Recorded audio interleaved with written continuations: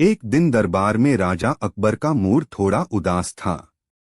उन्होंने सोचा कि कुछ मनोरंजन किया जाए, इसलिए उन्होंने बीरबल से एक मजेदार लेकिन कठिन सवाल पूछने का फैसला किया। अकबर ने मुस्कुराते हुए पूछा, बीरबल, क्या तुम मुझे यह बता सकते हो कि इस दुनिया में सबसे ज्यादा आलसी कौन है? बीरबल तुरंत बोले, महाराज, इस प्रश्न का उत्तर देना आसान नहीं है, लेकिन मैं एक उदाहरण देकर समझा सकता हूँ। अकबर ने कहा, ठीक है, बताओ। बीरबल ने जवाब दिया, महाराज, दुनिया में सबसे ज्यादा आलसी वे लोग होते हैं जो खुद अपना काम करने के बजाय दूसरों से करवाते हैं। अकबर ने हंसते हुए कहा, तो फिर ऐसे लोगों को दरबार में बुलाकर दिखाओ। बीरबल थोड़ा मुस्कुराए और बोले, महाराज, ऐसे लोगों को बुलाने की क्या जरूरत? हमारे दरबार में ही इसका सबसे अच्छा उदाहरण मौजूद है। अकबर हैरान होकर बोले, अच्छा, तो बताओ कौन है वह? बीरबल ने चतुराई से कहा, महाराज, सबसे आलसी तो आप ही हैं, क्योंकि आप खुद जवाब ढूंढने की बजाय मुझसे पूछ रहे हैं। दरबार में यह सुनते ही ठहाके गूंज उठे। अकबर भी हंसते हंसते लोटपोट हो गए और बोले, बीरबल, तुम्हारी हाजिर जवाबी कमाल की है। अकबर ने खुश होकर बीरबल को इनाम में एक बहुमूल्य अंगूठी दी और कहा, तुम सच में बुद्धिमान ही नहीं, मजाकिया भी हो। शिक्षा। समय पर दिया गया बुद्धिमानी भरा उत्तर न सिर्फ मुश्किलों से बचाता है, बल्कि माहौल को भी खुशनुमा बना सकता है। कहानी 2। एक दिन अकबर के दरबार में एक व्यक्ति को लाया गया, जिस पर राजमहल के बाग से आम चुराने का आरोप था। पहरेदारों ने उसे रंगे हाथों पकड़ लिया था और गुस्से में आकर कुछ दरबारियों ने राजा से उसके लिए कड़ी सजा की मांग की।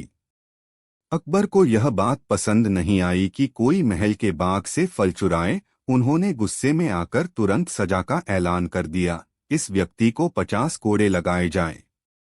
लेकिन तभी बीरबल ने हस्तक्षेप किया और कहा, जहांपना, क्या मैं एक शर्त रख सकता हूं, जो अगर पूरी हो गई तो इस व्यक्ति को माफ कर दिया जाए?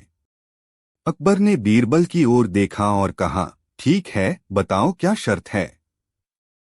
बीरबल ने मुस्कुराते हुए कहा, अगर यह व्यक्ति वास्तव में दोषी है तो उसे सजा मिलनी ही चाहिए। लेकिन क्या आपने यह सोचा है कि आम का असली दोषी कौन है? अकबर ने हैरानी से पूछा, मतलब? बीरबल ने उत्तर दिया, जहांपनाह, इस व्यक्ति ने सिर्फ आम तोड़ा है, लेकिन इस गुनाह में असली दोषी वह पेड़ है जिसने इसे आम दिए। अगर वह पेड़ आम नहीं देता तो यह चुराता भी नहीं। इसलिए असली सजा उस पेड़ को मिलनी चाहिए। अकबर और दरबारी यह सुनकर हंस पड़े। लेकिन बीरबल ने गंभीरता से कहा, सिर्फ इतना ही नहीं, अगर पेड़ को दोषी माने तो वह बागबान भी दोषी है जिसने उसे लगाया। और अगर बागबान दोषी है तो वह राजा भी दोषी है जिसके आदेश से बाग लगाया गया। बीरबल की इस चतुराई भरी दलील सुनकर अकबर को अपनी गलती का एहसास हुआ। उन्होंने उस व्यक्ति को सजा देने का निर्णय बदल दिया और कहा, बीरबल, तुमने फिर से अपनी बुद्धिमानी साबित कर दी। यह व्यक्ति निर्दोष है, इसे छोड़ दिया जाए। और भविष्य में हम बिना पूरी सच्चाई जाने कोई सजा नहीं देंगे। दरबार में तालियां गूंज उठीं और बीरबल की चतुराई की एक और मिसाल कायम हो गई। कहानी 3। बादशाह अकबर हमेशा बीरबल की बुद्धिमानी से प्रभावित रहते थे, लेकिन कभी कभी वे उसकी परीक्षा लेने के लिए नई नई योजनाएं बनाते थे। एक दिन अकबर ने सोचा कि क्यों न बीरबल को ऐसी स्थिति में डाला जाए जहां वह खुद ही फंस जाए। अकबर ने बीरबल को दरबार में बुलाया और कहा, बीरबल, मैं देखना चाहता हूं कि तुम कितने चालाक हो। मैं तुम्हें एक ऐसा काम दूंगा जिसमें तुम्हें मुझे धोखा देना होगा। अगर तुम मुझे धोखा देने में सफल हो गए तो इनाम मिलेगा, लेकिन अगर मैं तुम्हारी चाल समझ गया तो तुम्हें सजा मिलेगी। बीरबल मुस्कुराए और बोले, जो हुक्म जहांपना। अगले दिन बीरबल दरबार में नहीं आए। अकबर ने सैनिकों को भेजा, लेकिन बीरबल कहीं नहीं मिले। अचानक महल के द्वार पर एक संदेश आया। उसमें लिखा था, जहां पनाह, मैंने आपको धोखा दे दिया। आपने मुझे धोखा देने को कहा था और मैंने आपकी आज्ञा का पालन किया। इसलिए मैं आज दरबार में नहीं आया और बिना आपकी इजाजत गायब हो गया। अब आप चाहें तो इनाम दें या सजा। अकबर संदेश पढ़कर पहले चौंके, फिर हंस पड़े। उन्होंने सोचा कि सच में बीरबल ने उन्हें धोखा दे ही दिया, क्योंकि वह बिना अनुमति के गायब हो गया था। लेकिन चूंकि यह वही कार्य था जो अकबर ने उसे करने को कहा था, इसलिए बीरबल को सजा भी नहीं दी जा सकती थी। अकबर ने जोर से हंसते हुए कहा, बीरबल, तुमने एक बार फिर अपनी चतुराई साबित कर दी। मैं सोच भी नहीं सकता था कि तुम इतने होशियार तरीके से मुझे ही मात दे दोगे। तुम्हें इनाम दिया जाता है। फिर अकबर ने बीरबल को इनाम में बहुमूल्य आभूषण और सोने की मुद्राएं दी। शिक्षा। इस कहानी से हमें यह सीख मिलती है कि बुद्धिमत्ता और चतुराई से हर कठिनाई का हल निकाला जा सकता है। बीरबल ने अपनी सूझबूझ से अकबर की ही शर्त को उनके खिलाफ कर दिया और जीत गए। कहानी 4। एक दिन दरबार में अकबर और बीरबल के बीच हंसी मजाक हो रहा था। इसी दौरान बीरबल ने अपनी बुद्धिमानी से एक मजाक कर दिया, जिसे सुनकर दरबारी हंसने लगे, लेकिन अकबर को यह बात पसंद नहीं आई। गुस्से में आकर अकबर ने कहा, बीरबल, तुम्हें 100 कोड़ों की सजा दी जाती है। दरबार में सन्नाटा छा गया। सभी सोचने लगे कि बीरबल अब क्या करेंगे। लेकिन बीरबल हमेशा की तरह मुस्कुराए और बोले, जहां पनाह, आपकी आज्ञा सिर माथे पर। लेकिन क्या मैं एक छोटी सी विनती कर सकता हूं? अकबर बोले, बोलो। बीरबल ने कहा, मुझे यह सजा सीधे न देकर मैं इसे बांटना चाहता हूं, क्योंकि हर काम में कई लोगों की भागीदारी होती है। अकबर ने दिलचस्पी से पूछा, कैसा बांटना? बीरबल ने समझाया, जहां पनाह, सबसे पहले यह सजा दरबान को मिलनी चाहिए, क्योंकि उसने मुझे सही समय पर दरबार में आने दिया। फिर मंत्री को मिलनी चाहिए, क्योंकि उसने मुझे दरबार में बोलने का मौका दिया। और सबसे बड़ा हिस्सा उस विदूषक को जाना चाहिए, जिसने पहले से ही दरबार में मजाकिया माहौल बनाया, जिससे मुझे भी मजाक करने की प्रेरणा मिली। अकबर को यह सुनकर हंसी आ गई और उन्होंने कहा, बीरबल, तुम फिर से अपनी बुद्धिमानी से बच गए। लेकिन बीरबल ने कहा, जहां पनाह, मेरी शर्त अभी पूरी नहीं हुई। आप जानते हैं, दरबार में हर कार्य इनाम और दंड के योग्य होता है। अब मुझे यह सजा तो मिली, लेकिन मैं इसे छोड़ने के बदले कुछ देना चाहता हूं। अकबर ने उत्सुकता से पूछा, क्या? बीरबल बोले, मैं दरबान, मंत्री और विदूषक को यह सजा देने के बदले उन्हें सोने की मुद्राएं देना चाहता हूं। अकबर ने मुस्कुराते हुए कहा, यानी तुम्हें कोड़ों की सजा मिली थी और तुमने इसे सोने में बदल दिया। बीरबल ने सिर झुकाकर कहा, जहां पनाह, बुद्धिमानी यही होती है कि मुसीबत को भी अवसर में बदल दिया जाए।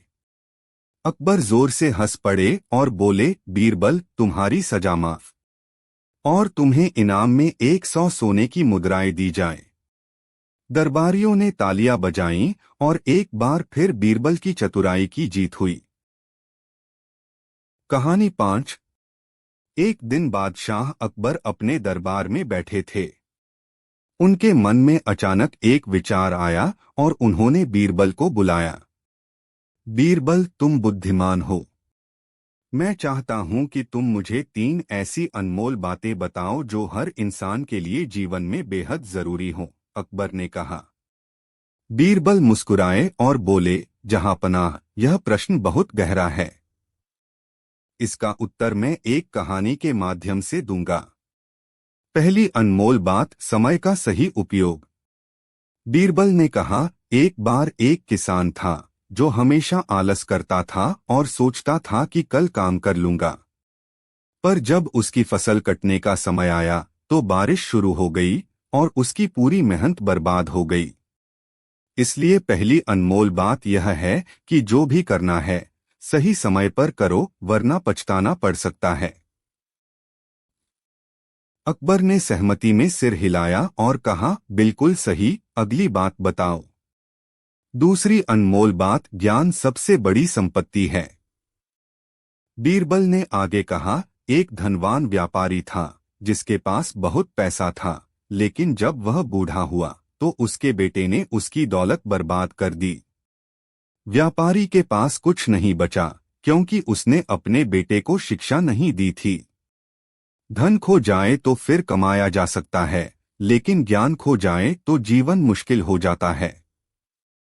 इसलिए दूसरी अनमोल बात यह है कि ज्ञान सबसे बड़ी संपत्ति है, इसे कभी मत छोड़ो। अकबर को यह सीख भी बहुत पसंद आई। तीसरी अनमोल बात, कर्म सबसे महत्वपूर्ण है। बीरबल ने तीसरी और अंतिम बात बताते हुए कहा, एक बार एक आदमी सोचता रहा कि वह भाग्यशाली होगा और बिना मेहनत के अमीर बन जाएगा, लेकिन ऐसा नहीं हुआ। वह अपनी पूरी जिंदगी सिर्फ इंतजार करता रह गया और कुछ भी हासिल नहीं कर पाया। इसलिए तीसरी अनमोल बात यह है कि कर्म करना सबसे जरूरी है, क्योंकि बिना मेहनत के कुछ भी संभव नहीं। अकबर को बीरबल की ये 3 बातें बहुत पसंद आईं। उन्होंने कहा, अगर हर कोई इन 3 बातों को अपने जीवन में उतार ले तो जीवन में कभी कठिनाई नहीं आएगी। शिक्षा। 1. समय का सही उपयोग करो। 2. ज्ञान सबसे बड़ी दौलत है। 3. कर्म सबसे महत्वपूर्ण है। अगर आपको यह कहानी पसंद आई तो इसे अपने दोस्तों के साथ जरूर साझा करें। कहानी 6। एक दिन अकबर अपने दरबार में बैठे थे और दरबारियों के साथ हल्की फुल्की बातचीत कर रहे थे। अचानक उनके मन में एक अजीब सा सवाल आया।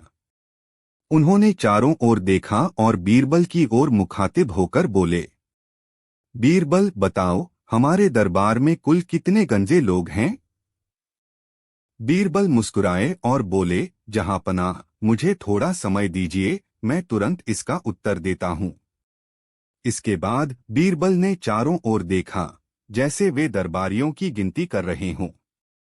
कुछ देर बाद उन्होंने अकबर की ओर देखा और आत्मविश्वास से कहा, जहांपनाह, हमारे दरबार में कुल 50 गंजे लोग हैं। अकबर चौंक गए। उन्होंने तुरंत दरबार में बैठे लोगों को गिनना शुरू किया और फिर बोले, लेकिन बीरबल, यहाँ तो मुश्किल से 5 से 6 गंजे लोग दिख रहे हैं। तुम्हारी गिनती गलत लग रही है। बीरबल हंसते हुए बोले, हुजूर, आपने सिर्फ दरबार में बैठे लोगों को देखा, लेकिन मेरी गिनती बहुत गहरी सोच पर आधारित है। अकबर ने उत्सुकता से पूछा, वो कैसे? बीरबल ने मजाकिया अंदाज में जवाब दिया, जहांपनाह, सबसे पहले तो वे लोग गंजे हैं जो खुले सिर के साथ दरबार में बैठे हैं। इसके अलावा कई लोग टोपी के नीचे अपना गंजापन छुपाए हुए हैं। कुछ लोग चिंता और टेंशन में हैं, जो जल्दी ही गंजे होने वाले हैं। और सबसे महत्वपूर्ण बात, आपके दरबार के कुछ मंत्री और सैनिक ऐसे फैसले लेते हैं जिनमें अक्ल की एक भी बाल नहीं है। बीरबल की इस मजाकिया और चतुराई भरी बात को सुनकर पूरा दरबार ठहाकों से गूंज उठा। खुद अकबर भी हंसने लगे और बोले, बीरबल, सच में तुम्हारी बुद्धि का कोई जवाब नहीं। तुमने एक साधारण सवाल को भी अपनी चतुराई से मजेदार बना दिया। इस तरह बीरबल ने अपनी हाजिर जवाबी से एक बार फिर अपनी चतुराई साबित कर दी और दरबार में अपनी अलग पहचान बनाए रखी। कहानी 7। एक दिन अकबर के दरबार में एक गरीब ब्राह्मण आया। उसके कपड़े पुराने और फटे हुए थे, लेकिन उसकी आंखों में आत्मसम्मान की चमक थी। ब्राह्मण ने अकबर से प्रार्थना की, जहांपनाह, मैं बहुत गरीब हूँ, लेकिन मैंने कभी किसी से भीख नहीं मांगी।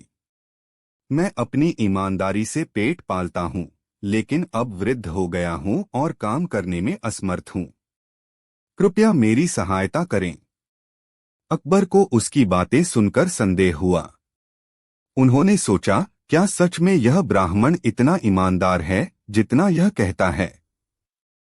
अकबर ने उसकी परीक्षा लेने का निश्चय किया और बीरबल को आदेश दिया, पता करो कि यह ब्राह्मण वास्तव में ईमानदार है या नहीं। बीरबल ने ब्राह्मण से कहा, हम तुम्हारी परीक्षा लेंगे। अगर तुम इसे सफलतापूर्वक पार कर गए तो तुम्हें इनाम मिलेगा। ब्राह्मण सहमत हो गया। बीरबल ने एक नौकर को बुलाया और उसे एक सोने की मोहरों से भरी थैली ब्राह्मण के घर के बाहर गिराने का आदेश दिया। इसके बाद वह छुपकर देखने लगे कि ब्राह्मण क्या करता है। कुछ देर बाद ब्राह्मण अपने घर से निकला और उसकी नजर उस थैली पर पड़ी। उसने थैली उठाई और बिना खोले सीधे दरबार में आ गया। ब्राह्मण ने अकबर के सामने थैली रखी और कहा, जहांपना, यह थैली मुझे रास्ते में मिली। यह मेरी नहीं है, इसलिए मैं इसे आपके पास लौटा रहा हूं। कृपया इसके असली मालिक को लौटा दें। बीरबल मुस्कुराए और बोले, जहांपनाह, यह परीक्षा पास कर चुका है। यह सच में ईमानदार व्यक्ति है। अकबर को ब्राह्मण की ईमानदारी पर गर्व हुआ और उन्होंने उसे भरपूर इनाम दिया। सीख: ईमानदारी सबसे बड़ी संपत्ति है। सच्चे और ईमानदार व्यक्ति को देर सवेर उसका फल अवश्य मिलता है। क्या आपको यह कहानी पसंद आई? कहानी 8। बीरबल की चतुराई से कई लोग प्रभावित थे, लेकिन कुछ दरबारी उनसे ईर्ष्या भी करते थे। वे हमेशा बीरबल को नीचा दिखाने और उनके खिलाफ षड्यंत्र रचने की कोशिश में रहते थे। एक दिन ऐसे ही कुछ दरबारियों ने बादशाह अकबर के कान भर दिए कि बीरबल की बुद्धिमानी की असली परीक्षा तब होगी जब उसे अपनी जान बचानी पड़े। अकबर को यह बात दिलचस्प लगी। उन्होंने तुरंत बीरबल को बुलाया और गंभीर स्वर में कहा, बीरबल, तुम्हें कल सुबह तक अपना सिर कटवाना होगा। यही हमारी आज्ञा है। बीरबल चौंक गए, लेकिन उन्होंने घबराने के बजाय मुस्कुराते हुए जवाब दिया, जो हुक्म जहांपना। पर एक विनती है, मुझे एक रात की मोहलत दी जाए ताकि मैं अपनी अंतिम इच्छा पूरी कर सकूं। अकबर ने हामी भर दी। बीरबल घर लौटे और गुप्त रूप से एक योजना बनाई। उन्होंने एक कुशल मूर्तिकार को बुलाया और उसे आदेश दिया कि रातों रात उनकी एक हूबहू मूर्ति तैयार की जाए। मूर्तिकार ने पूरी मेहनत से यह काम किया और सुबह होने से पहले मूर्ति तैयार कर दी। सुबह होते ही बीरबल ने वह मूर्ति अपने कपड़े पहनाकर दरबार भेज दी, जबकि वे खुद छिप गए। जब सैनिकों ने उस मूर्ति को देखा तो उन्हें लगा कि यह बीरबल ही हैं। उन्होंने बिना देखे मूर्ति का सिर धड़ से अलग कर दिया और दरबार में जाकर अकबर को खबर दी, जहांपनाह, आपकी आज्ञा का पालन हो गया। अकबर को विश्वास नहीं हुआ कि बीरबल सच में मर चुके हैं। उन्होंने जब पास जाकर देखा तो समझ गए कि यह तो एक मूर्ति थी। उसी समय बीरबल दरबार में हंसते हुए प्रकट हुए और बोले, महाराज, मेरा सिर देने का आदेश था, पर यह नहीं कहा गया था कि वह असली ही होना चाहिए। अकबर बीरबल की बुद्धिमत्ता से बहुत प्रभावित हुए और ठहाका लगाकर हंस पड़े। उन्होंने दरबारियों की चाल को समझ लिया और उन्हें फटकार लगाई। शिक्षा: संकट के समय बुद्धिमानी और चतुराई से कोई भी समस्या हल की जा सकती है। कभी भी घबराने के बजाय सोच समझकर निर्णय लेना चाहिए। कहानी 9। मुगल बादशाह अकबर अपने चतुर और बुद्धिमान मंत्री बीरबल को बहुत पसंद करते थे।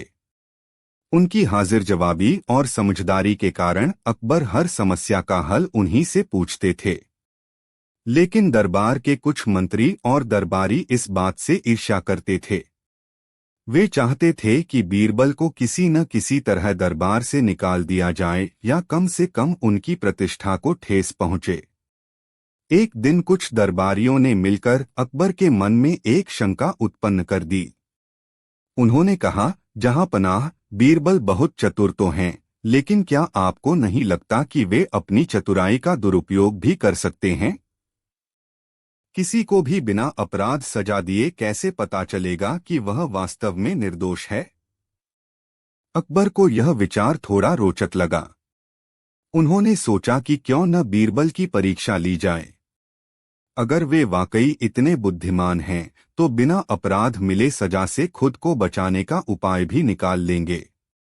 अगले दिन अकबर ने दरबार में घोषणा की, हमने यह तय किया है कि बीरबल को बिना किसी कारण सजा दी जाएगी। देखते हैं कि वे अपनी चतुराई से इससे कैसे बचते हैं। बीरबल मुस्कुराए, लेकिन उन्होंने कुछ नहीं कहा। वे जानते थे कि यह अकबर की परीक्षा है और उन्हें अपनी बुद्धिमत्ता से इससे निकलना होगा। अकबर ने कहा, बीरबल, हमने फैसला किया है कि तुम्हें 3 दिन के अंदर अपनी मौत का तरीका खुद तय करना होगा। तुम्हें बिना अपराध सजा दी जा रही है, लेकिन यह मौका दिया जा रहा है कि तुम अपनी सजा खुद चुनो। यह सुनकर दरबार में सन्नाटा छा गया। सब सोचने लगे कि अब बीरबल क्या करेंगे। बीरबल ने सिर झुका लिया और गंभीरता से सोचने लगे। 3 दिन का समय मिला था, लेकिन उन्होंने तुरंत जवाब नहीं दिया। अगले 3 दिनों तक वे सोच विचार करते रहे। तीसरे दिन जब वे दरबार में आए, तो उनके चेहरे पर मुस्कान थी। अकबर ने पूछा, बीरबल, क्या तुमने तय कर लिया कि तुम्हें किस तरह की मौत चाहिए? बीरबल ने हाथ जोड़कर कहा, जहां पनाह, मैं अपनी मौत चुन चुका हूं। मुझे वृद्धावस्था में स्वाभाविक रूप से मरने की सजा दी जाए। अकबर और पूरा दरबार यह सुनकर हंस पड़ा। बीरबल ने अपनी चतुराई से खुद को बचा लिया था। अकबर को यह देखकर बहुत प्रसन्नता हुई और उन्होंने घोषणा की, बीरबल, तुमने फिर साबित कर दिया कि तुमसे अधिक बुद्धिमान कोई नहीं है। तुम्हें कोई भी सजा नहीं दी जाएगी। निष्कर्ष, इस घटना से अकबर को यह समझ आ गया कि बीरबल की बुद्धिमत्ता बेजोड़ है और कोई भी साजिश उनके खिलाफ सफल नहीं हो सकती। दरबारी जो बीरबल से ईर्ष्या करते थे, वे लज्जित हो गए और अकबर ने उन्हें चेतावनी दी कि आगे से ऐसी साजिशें न रचें। बीरबल ने अपनी हाजिर जवाबी और तर्कशक्ति से फिर एक बार खुद को संकट से बचा लिया और अपनी चतुराई का लोहा मनवा लिया। इस घटना के बाद अकबर ने तय किया कि वे दोबारा बिना किसी कारण बीरबल पर संदेह नहीं करेंगे।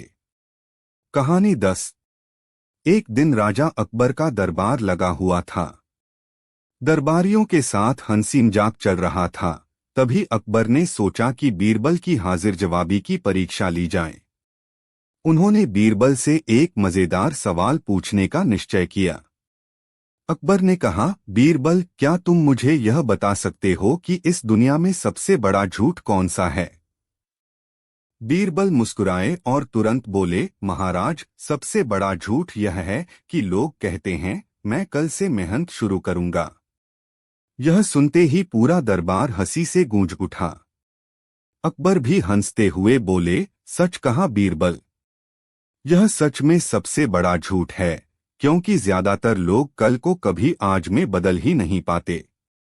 दूसरा सवाल। जब अकबर खुद फंस गए, अकबर बीरबल की चतुराई से बहुत खुश हुए और एक और सवाल पूछ लिया, बीरबल, क्या तुम मुझे बता सकते हो कि एक आदमी को कितनी जरूरतें होती हैं? बीरबल ने झट से जवाब दिया, महाराज, सिर्फ 4। अकबर हैरान होकर बोले, सिर्फ 4? कैसे? बीरबल ने मुस्कुराकर जवाब दिया, खाने के लिए रोटी, रहने के लिए मकान, पहनने के लिए कपड़े और दूसरों के मामलों में टांग अड़ाने की आदत। यह सुनते ही अकबर और पूरा दरबार ठहाके लगाकर हंस पड़ा। अकबर ने हंसते हुए कहा, बीरबल, तुम न केवल चतुर हो बल्कि बहुत मजाकिया भी हो। तुम्हारी हाजिर जवाबी का कोई जवाब नहीं। खुश होकर अकबर ने बीरबल को इनाम में एक कीमती हार दिया। शिक्षा।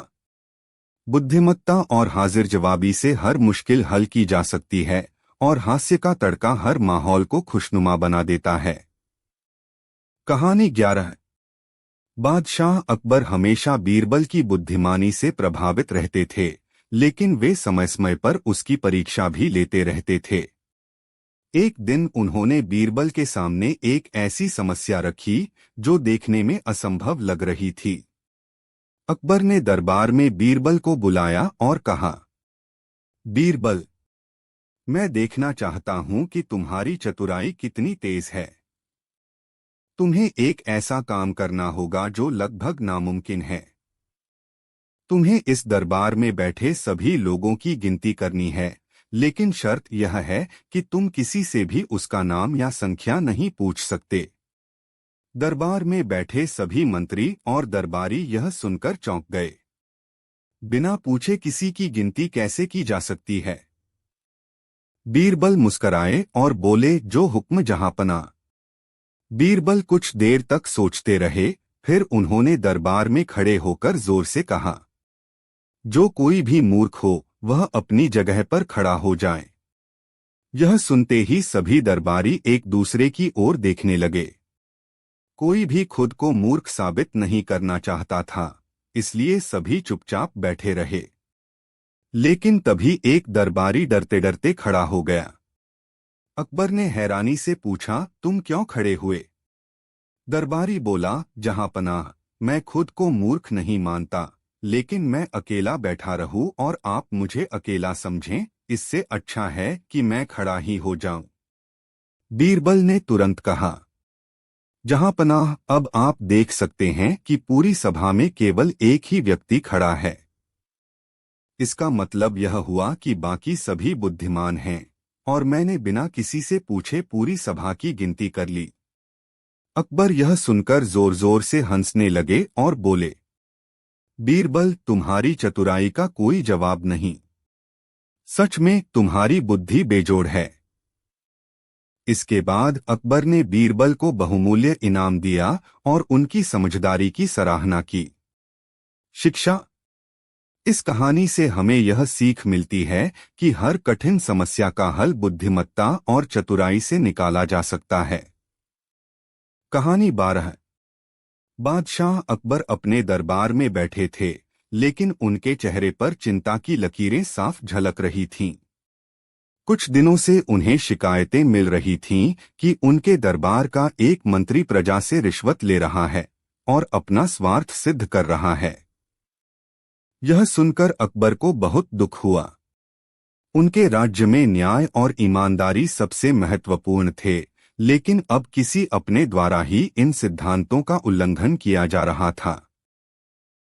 अकबर को इस मामले की तह तक जाने की जरूरत थी, लेकिन यह सीधा आरोप लगाना उचित नहीं था, क्योंकि सबूतों के बिना वे किसी को दंडित नहीं कर सकते थे।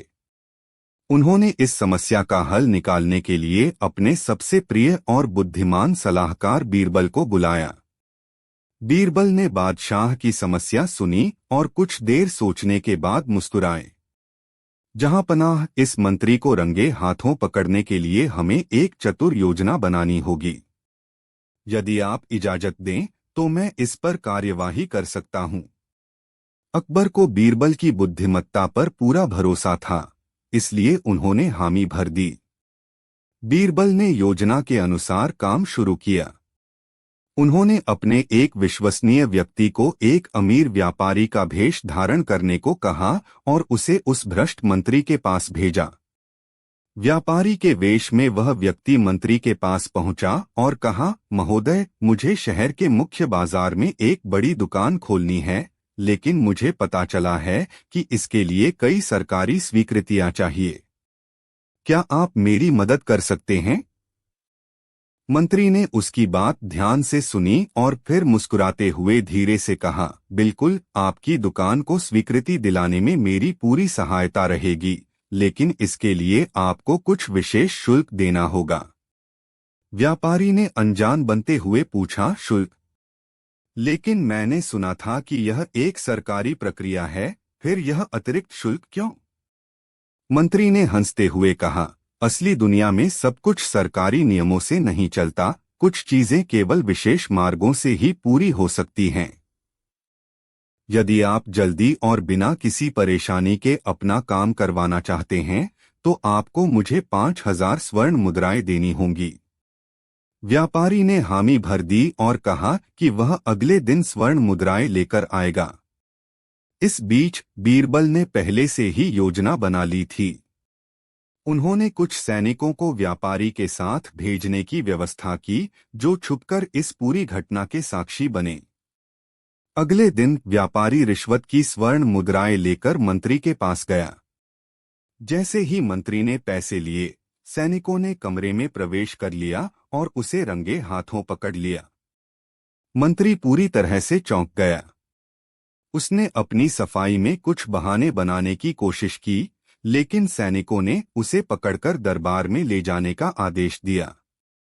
मंत्री को अकबर के सामने पेश किया गया। अकबर ने गंभीर स्वर में पूछा, क्या यह सत्य है कि तुमने रिश्वत ली है? मंत्री ने बहुत कोशिश की कि वह इस मामले से बच सके, लेकिन जब व्यापारी और सैनिकों ने गवाही दी, तो वह झूठ नहीं बोल सका। उसका सिर शर्म से झुक गया। अकबर क्रोधित हो गए और बोले, हमने तुम्हें इस दरबार में इसलिए नियुक्त किया था ताकि तुम प्रजा की भलाई के लिए कार्य करो, लेकिन तुमने अपने लालच के कारण हमें ही धोखा दिया। तुम्हारे इस अपराध की क्या सजा दी जाए? बीरबल ने अकबर से कहा, जहांपनाह, यदि आप अनुमति दें तो मैं इस मंत्री को एक ऐसी सजा देना चाहता हूं जिससे उसे अपनी गलती का एहसास हो और बाकी मंत्री भी इससे सीख लें। अकबर ने अनुमति दी और बीरबल ने घोषणा की, इस मंत्री को आदेश दिया जाता है कि वह अगले 1 महीने तक दरबार में बैठे हर व्यक्ति को अपने स्वयं के धन से मिठाई खिलाए, ताकि उसे समझ में आए कि जो व्यक्ति प्रजा से जबरन धन लेता है, उसे अंततः अपनी दौलत गंवानी ही पड़ती है। साथ ही यह राशि उस गरीब प्रजा की भलाई में लगाई जाएगी जिनसे इसने अनुचित ढंग से धन ऐंठा था। मंत्री को अपनी गलती का एहसास हो गया और उसने अपनी करनी के लिए माफी मांगी। उसने न केवल रिश्वत में ली गई सारी दौलत लौटा दी, बल्कि भविष्य में ईमानदारी से कार्य करने की शपथ भी ली। निष्कर्ष, बीरबल ने एक बार फिर अपनी बुद्धिमत्ता से यह साबित कर दिया कि किसी भी समस्या का हल केवल दंड देना नहीं होता, बल्कि एक ऐसा तरीका अपनाना चाहिए जिससे अपराधी अपनी गलती समझ सके और भविष्य में सही मार्ग पर चले। इस घटना के बाद अकबर के राज्य में किसी भी मंत्री ने रिश्वत लेने की हिम्मत नहीं की और न्याय का राज और अधिक मजबूत हो गया। कहानी 13। मुगल दरबार का माहौल हमेशा की तरह भव्य और अनुशासित था। बादशाह अकबर अपने सिंहासन पर विराजमान थे और उनके वफादार मंत्री बीरबल पास खड़े थे। अकबर और बीरबल की मित्रता जगजाहिर थी, लेकिन कई दरबारी इससे ईर्ष्या भी करते थे।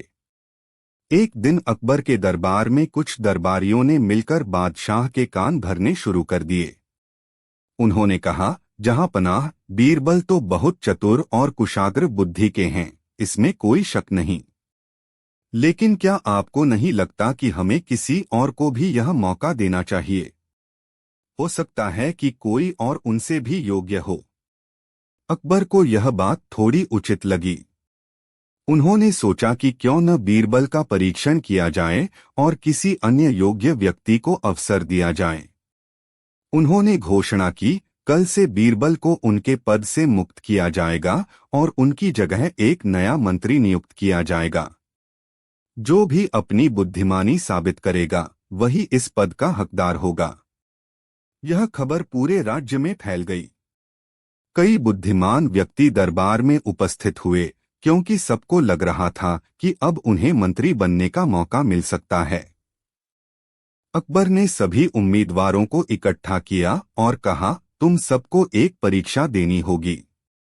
जो इसे सफलतापूर्वक पूरा करेगा, वही अगला मंत्री बनेगा। बीरबल चुपचाप खड़े यह सब देख रहे थे। उन्होंने कोई विरोध नहीं किया क्योंकि उन्हें अपनी बुद्धिमत्ता पर पूरा भरोसा था। अकबर ने सभी उम्मीदवारों को एक कठिन पहेली दी और कहा, जो सबसे पहले इस पहेली को हल करेगा उसे अगली परीक्षा में भाग लेने का मौका मिलेगा। सभी उम्मीदवारों ने पहेली को हल करने की कोशिश की, लेकिन वे असफल रहे। आखिरकार बीरबल ने अपनी तीव्र बुद्धि का उपयोग किया और पहेली का हल ढूंढ लिया। अकबर मुस्कुराए और बोले, ठीक है बीरबल, तुम पहले परीक्षण में सफल हुए, लेकिन अभी 2 और परीक्षाएं बाकी हैं। अकबर ने दूसरी परीक्षा की घोषणा की। उन्होंने 2 व्यापारियों को दरबार में बुलाया जिनमें झगड़ा चल रहा था। पहला व्यापारी बोला, जहांपनाह, इस व्यक्ति ने मुझसे कर्ज लिया था, लेकिन अब यह कह रहा है कि उसने कर्ज चुकता कर दिया है, जबकि मैंने इसे माफ नहीं किया था। दूसरा व्यापारी बोला, मैंने उसे पूरी रकम चुका दी थी, लेकिन अब यह झूठा आरोप लगा रहा है। अकबर ने उम्मीदवारों से पूछा, बताओ न्याय कैसे किया जाए। सभी उम्मीदवारों ने अपने अपने विचार रखे, लेकिन कोई भी अकबर को संतुष्ट नहीं कर पाया। आखिरकार बीरबल ने कहा, जहांपनाह, इस समस्या का हल बहुत आसान है। हमें इस व्यक्ति से पूछना चाहिए कि उसने कर्ज चुकाने के लिए पैसा कहां से लाया था। दूसरा व्यापारी हड़बड़ा गया और कोई संतोषजनक उत्तर नहीं दे पाया। बीरबल बोले, जहांपनाह, यह व्यक्ति झूठ बोल रहा है, क्योंकि जिसे सच में पैसा चुकाना होता है उसे यह भी याद रहता है कि उसने पैसे कहां से लाए थे। अकबर बीरबल की चतुराई से बहुत प्रभावित हुए और बोले, बीरबल, तुमने फिर से साबित कर दिया कि तुमसे बुद्धिमान कोई नहीं है। लेकिन अभी एक अंतिम परीक्षा बाकी है। अकबर ने अंतिम परीक्षा के रूप में एक कठिन कार्य सौंपा। उन्होंने सभी उम्मीदवारों को एक बैल दिया और कहा, जिसका बैल सबसे अधिक वजन बढ़ाएगा वही मंत्री बनेगा। सभी उम्मीदवार अपने अपने बैलों को खूब खिलाने लगे, लेकिन बीरबल ने कुछ अलग किया। उन्होंने अपने बैल को बहुत ही हल्का आहार देना शुरू कर दिया। सभी को लगा कि बीरबल इस बार हार जाएंगे। 1 महीने बाद जब सभी बैलों का वजन तौला गया तो पाया गया कि बीरबल का बैल सबसे अधिक मजबूत और भारी हो गया था। यह देखकर सभी हैरान रह गए। अकबर ने पूछा, बीरबल, तुमने यह कैसे किया? बाकी सभी उम्मीदवारों के बैल तो ठीक से बढ़े ही नहीं। बीरबल मुस्कुराकर बोले, जहांपनाह, बाकी उम्मीदवारों ने अपने बैलों को जरूरत से ज्यादा खाना खिलाया, जिससे वे बीमार हो गए और उनका वजन नहीं बढ़ा। लेकिन मैंने अपने बैल को संतुलित आहार दिया, जिससे वह स्वस्थ और मजबूत बना। अकबर हंस पड़े और बोले, बीरबल, तुमने फिर से साबित कर दिया कि तुम ही हमारे सबसे योग्य मंत्री हो। इसके साथ ही अकबर ने घोषणा की कि बीरबल को फिर से मंत्री बना दिया जाएगा। अन्य उम्मीदवारों ने भी स्वीकार किया कि बीरबल से अधिक योग्य कोई नहीं था। निष्कर्ष: इस परीक्षा के बाद अकबर को फिर से एहसास हुआ कि बीरबल न केवल सबसे बुद्धिमान बल्कि सबसे व्यावहारिक व्यक्ति भी हैं। उन्होंने बीरबल से माफी मांगी और कहा, बीरबल, अब मैं समझ गया कि तुम्हारी चतुराई की कोई तुलना नहीं है। कोई भी तुम्हारी जगह नहीं ले सकता। बीरबल मुस्कुराए और बोले, जहांपनाह, मैं तो हमेशा आपके सेवा में था और रहूंगा। लेकिन यह परीक्षा जरूरी थी ताकि सभी यह समझ सकें कि सच्ची बुद्धिमानी केवल किताबों से नहीं बल्कि अनुभव और व्यवहार से आती है। इसके बाद दरबारियों ने बीरबल की खूब प्रशंसा की और पूरा दरबार उनकी चतुराई पर तालियां बजाने लगा। अकबर और बीरबल की मित्रता पहले से भी अधिक मजबूत हो गई। कहानी 14। आगरा के प्रसिद्ध व्यापारी हरिराम की अचानक मृत्यु हो गई। उनके नाम से कई सोने चांदी की दुकानों, विशाल हवेली और खेतों की संपत्ति थी। जैसे ही यह खबर फैली, 3 रिश्तेदार राजा के दरबार में पहुंच गए उनका भतीजा मोहन, दूर का चचेरा भाई रामदास और एक बुजुर्ग व्यक्ति गोपाल, जो खुद को हरिराम का पुराना मित्र और भागीदार बता रहा था। जहां पनाह, मैं हरिराम जी का सबसे करीबी रिश्तेदार हूँ, सारी संपत्ति मुझे मिलनी चाहिए, मोहन ने दावा किया। नहीं नहीं, मैं असली वारिस हूँ।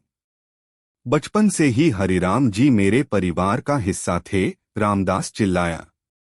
गोपाल गंभीर स्वर में बोला, मैं और हरिराम साथ व्यापार करते थे। उनका कोई पुत्र नहीं था, इसलिए उन्होंने हमेशा कहा था कि उनकी संपत्ति मुझे मिलनी चाहिए। बादशाह अकबर असमंजस में पड़ गए। बीरबल, यह मामला तुम्हारे हवाले करता हूं। हमें असली वारिस का पता लगाना है। बीरबल मुस्कुराए और बोले, ठीक है, लेकिन मैं बिना जांच पड़ताल के किसी को वारिस घोषित नहीं कर सकता। मैं एक परीक्षा लूंगा। उन्होंने तीनों को एक एक कटोरा दूध दिया और कहा, हरिराम जी बहुत धार्मिक व्यक्ति थे और उन्होंने कहा था कि उनके असली वारिस की परख एक विशेष तरीके से की जाएगी। आप तीनों को यह दूध एक रात तक संभाल कर रखना होगा और सुबह वापस लाना होगा। तीनों रिश्तेदार इस अजीब परीक्षा को लेकर हैरान थे, लेकिन कुछ पूछे बिना अपने अपने दूध के कटोरे लेकर चले गए।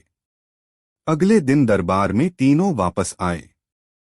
मोहन अपना कटोरा लेकर आया और बोला, मेरा दूध थोड़ा कम हो गया है, शायद भाप बनकर उड़ गया। लेकिन यह वही दूध है। रामदास बोला, मेरा भी कुछ ऐसा ही हुआ। लेकिन यह कोई मायने नहीं रखता, मैं असली वारिस हूँ। गोपाल ने सिर झुकाया और धीरे से बोला, बीरबल जी, क्षमा करें, लेकिन मेरा दूध कल रात ही खराब हो गया था।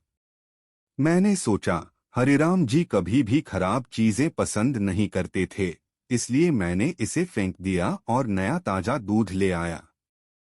बीरबल मुस्कुराए, यही असली वारिस है। दरबार में सन्नाटा छा गया। मोहन और रामदास चौंक गए, लेकिन बीरबल जी, आपने यह कैसे तय किया? बीरबल बोले, क्योंकि मैंने आप तीनों को उबला हुआ पानी दिया था, दूध नहीं। अगर यह सच होता कि आप में से कोई भी हरिराम जी का असली वारिस था, तो आप दूध के खराब होने की बजाय उसकी कदर करते। लेकिन सिर्फ गोपाल ने अपने दिल से सोचा कि हरिराम जी को क्या पसंद होता। उसने दूध ताजा करने का प्रयास किया, जबकि तुम दोनों ने झूठ बोलकर अपने लालच को साबित कर दिया। अकबर हंस पड़े, बीरबल, तुम्हारी बुद्धिमानी हमेशा अद्भुत होती है। गोपाल को संपत्ति का असली वारिस घोषित कर दिया गया और मोहन व रामदास को अपने झूठ और लालच के कारण शर्मिंदा होकर दरबार से बाहर जाना पड़ा। इस तरह बीरबल ने एक और बार अपनी चतुराई से सत्य और न्याय की रक्षा की। लेकिन क्या यह कहानी यहीं खत्म होती है? या फिर गोपाल के जीवन में अब कोई नई चुनौती आने वाली थी? क्या मोहन और रामदास इतनी आसानी से हार मान लेंगे या वे कोई नई साजिश रचेंगे? जानने के लिए देखिए अगला भाग, धोखेबाज दोस्त और बीरबल की चाल। जब गोपाल को हरिराम की संपत्ति का असली वारिस घोषित किया गया, तो उसके जीवन में चैन आ जाना चाहिए था। लेकिन कुछ ही दिनों बाद उसे कुछ अजीब घटनाएं महसूस होने लगीं। उसके पुराने दोस्त रघुनाथ, जो सालों से कहीं दिखाई नहीं दिया था, अचानक उसके घर आ पहुंचा।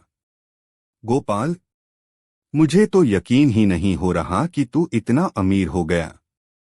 मैं तेरा बचपन का दोस्त हूं, याद है? हम साथ खेला करते थे, रघुनाथ ने बड़े अपंत्व से कहा। गोपाल थोड़ा चौंका, लेकिन बचपन की यादें सुनकर पिघल गया। हाँ हाँ, तू कहाँ था इतने सालों तक? अरे बस किस्मत खराब थी। लेकिन अब भगवान ने तुझे सब कुछ दे दिया है, तो मेरा भी थोड़ा भला कर दे, रघुनाथ ने हंसते हुए कहा। गोपाल दिल का साफ था। उसने रघुनाथ को अपने घर में जगह दे दी और उसे अपने व्यापार में शामिल कर लिया। लेकिन कुछ ही दिनों में अजीब बातें होने लगीं। गोपाल के घर में रखे सोने के कुछ आभूषण गायब हो गए। व्यापार में अचानक घाटा होने लगा, जबकि पहले सब कुछ सही चल रहा था। रघुनाथ धीरे धीरे सारे व्यापारिक फैसले अपने हाथ में लेने लगा। सबसे अजीब बात, पुराने कर्मचारी जो सालों से गोपाल के साथ थे, वे एक एक करके नौकरी छोड़ने लगे। गोपाल को शक हुआ, लेकिन रघुनाथ की मीठी बातें और पुराने दोस्त होने की दलीलें उसकी शंका को शांत कर देती। एक दिन जब गोपाल की हालत बहुत खराब हो गई और उसके पास कोई समाधान नहीं बचा, तो वह दरबार में पहुंचा। जहांपनाह, मेरे साथ कुछ अजीब हो रहा है। मैं समझ नहीं पा रहा कि मेरे पुराने दोस्त पर भरोसा करूं या नहीं। कृपया बीरबल से इस पर न्याय करवाइए। अकबर ने बीरबल की ओर देखा। बीरबल, यह मामला तुम्हारे सुपुर्द करता हूं। क्या तुम सच्चाई का पता लगा सकते हो? बीरबल मुस्कुराए, जी जहांपनाह, लेकिन इसके लिए मुझे एक छोटा सा प्रयोग करना होगा। बीरबल ने गोपाल और रघुनाथ दोनों को अपने महल के बगीचे में बुलाया। वहां एक विशाल बरगद का पेड़ था। रघुनाथ, तुम गोपाल के सच्चे मित्र हो, है ना? बीरबल ने पूछा। बिल्कुल बीरबल जी, मैं इसे अपने भाई जैसा मानता हूं, रघुनाथ ने तुरंत जवाब दिया। बहुत बढ़िया। तो एक छोटा सा काम करो। इस पेड़ के नीचे एक गड्ढा खोदकर देखो, शायद वहां कोई छिपा खजाना मिल जाए। अगर तुम्हें कोई कीमती चीज मिले तो वह गोपाल की होगी, क्योंकि वह इस संपत्ति का असली मालिक है। रघुनाथ का चेहरा चमक उठा। उसने जल्दी जल्दी मिट्टी खोदनी शुरू कर दी।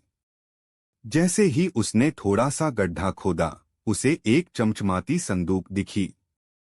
उसकी आंखें लालच से चमक उठीं। वह तुरंत चिल्लाया, मिल गया। यह मेरा है। मैंने इसे सबसे पहले देखा तो यह मेरी संपत्ति हुई। बीरबल मुस्कुराए, रघुनाथ, तुम तो कह रहे थे कि तुम गोपाल के सबसे अच्छे दोस्त हो, फिर यह खजाना उसका हुआ या तुम्हारा?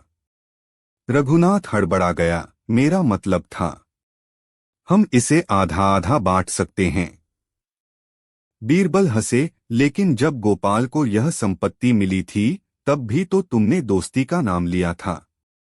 फिर अब लालच क्यों? रघुनाथ समझ गया कि वह फंस चुका है। वह घुटनों पर गिर पड़ा। मुझे माफ कर दीजिए बीरबल जी। मैंने लालच में आकर अपने दोस्त को धोखा दिया। मैंने ही उसके घर से सोना चुराया और व्यापार में हेराफेरी की ताकि वह कंगाल हो जाए और सारी संपत्ति मेरे हाथ लग जाए। बीरबल ने अकबर की ओर देखा। जहांपनाह, रघुनाथ का असली चेहरा सामने आ गया है। अब इसे इसकी सजा मिलनी चाहिए। अकबर ने गुस्से में कहा, रघुनाथ को महल की जेल में डाल दिया जाए और सारी चोरी की गई संपत्ति गोपाल को वापस दी जाए। गोपाल की आंखों में आंसू आ गए। बीरबल जी, आपने फिर से मेरी रक्षा की।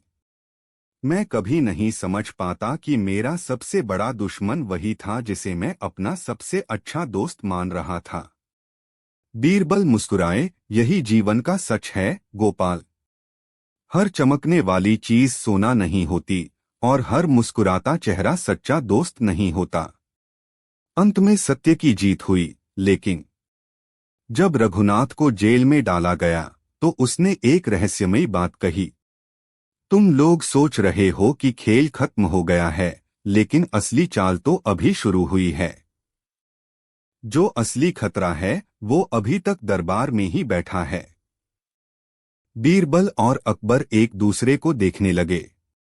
क्या यह सिर्फ एक अपराधी की निराशा थी या सच में कोई और बड़ा षड्यंत्र छिपा था? आखिर रघुनाथ किसकी बात कर रहा था? क्या महल में कोई और धोखेबाज मौजूद था? जानने के लिए देखिए अगला भाग, दरबार में छिपा गद्दार और बीरबल की गुप्त योजना। जो असली खतरा है वो अभी तक दरबार में ही बैठा है। क्या सच में कोई और गद्दार दरबार में छिपा था? बीरबल जानते थे कि अगर दरबार में कोई षड्यंत्रकारी मौजूद है तो उसे बाहर निकालने के लिए एक नई चाल की जरूरत होगी। उन्होंने एक खास घोषणा करने की योजना बनाई। अगले दिन बादशाह अकबर ने दरबार में ऐलान किया, हमने सुना है कि राज्य में बहुत से वफादार और ईमानदार दरबारी मौजूद हैं। अब हम उन्हें इनाम देने जा रहे हैं। जो भी दरबार के बारे में सबसे ज्यादा जानता होगा उसे 500 सोने की अशर्फियां दी जाएंगी। यह सुनते ही दरबारियों में हलचल मच गई। जो भी इस इनाम को पाने के लिए उत्सुक था वह आगे आ सकता था, लेकिन बीरबल की असली नजर उन लोगों पर थी जो इस बात से बेचैन हो रहे थे। घोषणा के कुछ देर बाद बीरबल ने देखा कि महल का एक नौकर, जिसे लोग आमतौर पर नजरअंदाज कर देते थे, चुपचाप महल के पिछले दरवाजे से बाहर निकलने की कोशिश कर रहा था। बीरबल ने तुरंत सैनिकों को संकेत दिया और उसे पकड़वा लिया। रुकिए, इतनी जल्दी कहाँ जा रहे हैं? बीरबल ने पूछा। वह नौकर हड़बड़ा गया और बोला, नहीं, मैं तो बस अपनी ड्यूटी पर जा रहा था। लेकिन जब उसकी तलाशी ली गई तो उसके कपड़ों से एक गुप्त पत्र निकला। उस पत्र में राजा अकबर की सेना की गोपनीय जानकारियां और व्यापारियों की सूचनाएं दर्ज थीं, जो किसी दुश्मन राज्य को भेजी जानी थीं। जब गहन पूछताछ की गई तो पता चला कि यह नौकर कोई आम व्यक्ति नहीं था। वह पड़ोसी राज्य के राजा का एक गुप्तचर था, जो कई वर्षों से महल में नौकर बनकर काम कर रहा था और दरबार की गोपनीय बातें बाहर भेजता था। अकबर गुस्से से बोले, बीरबल, तुमने फिर से हमें एक बड़े संकट से बचा लिया। अगर यह गद्दार पकड़ा न जाता तो हमारी सारी गोपनीय बातें हमारे दुश्मनों तक पहुंच जातीं। बीरबल मुस्कुराए, जहां पनाह, धोखेबाज दोस्त और गद्दार रिश्तेदारों से बड़ा खतरा वही होता है जो छिपकर वार करता है। अब हमें किसी गद्दार का डर नहीं रहेगा। अकबर ने आदेश दिया कि उस गुप्तचर को कठोर दंड दिया जाए और पूरे राज्य में सुरक्षा कड़ी कर दी गई। अब न तो कोई रघुनाथ जैसा धोखेबाज दोस्त था, न कोई गद्दार नौकर।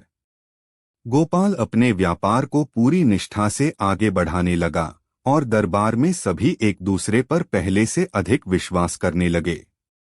बीरबल ने फिर से अपनी चतुराई से न केवल गोपाल को बचाया बल्कि पूरे राज्य को एक बड़े खतरे से सुरक्षित किया।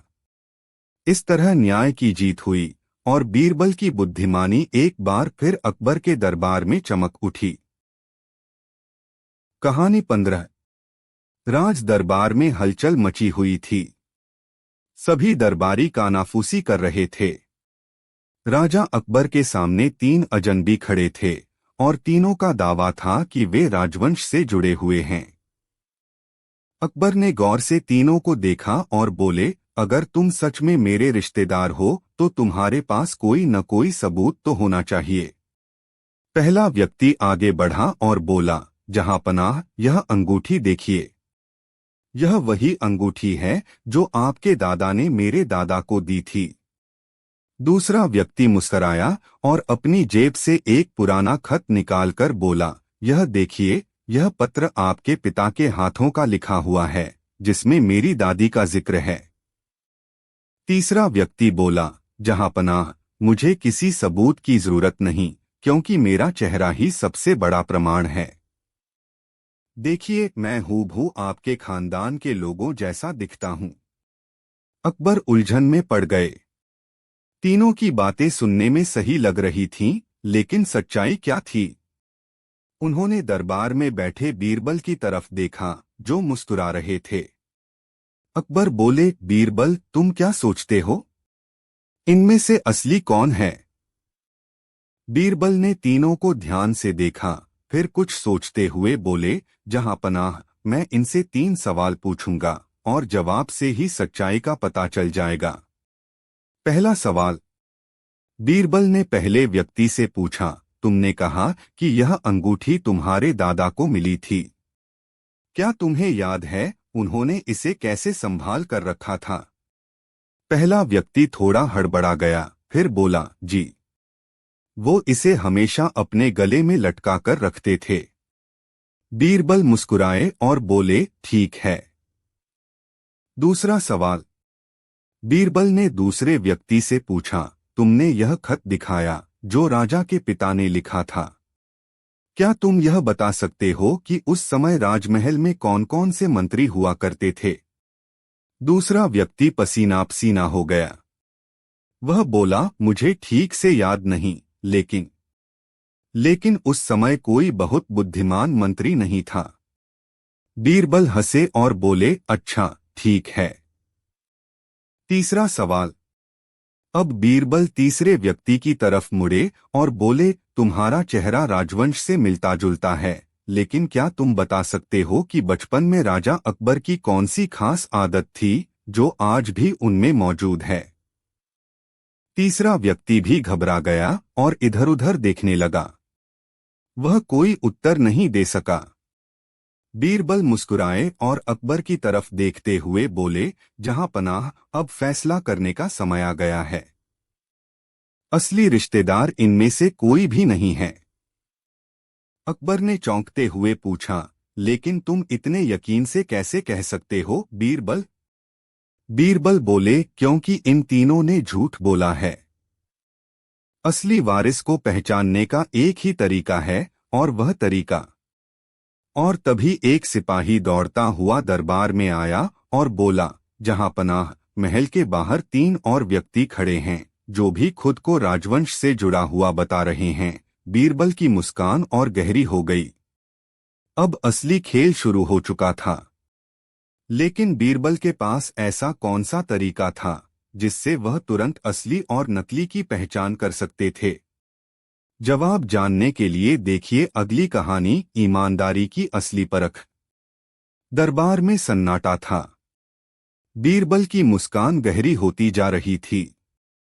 3 नए अजनबी महल के बाहर खड़े थे और वे भी खुद को राजवंश का हिस्सा बता रहे थे। राजा अकबर ने गहरी सांस ली और कहा, बीरबल, अब और कितने लोग मेरे रिश्तेदार बनकर आएंगे?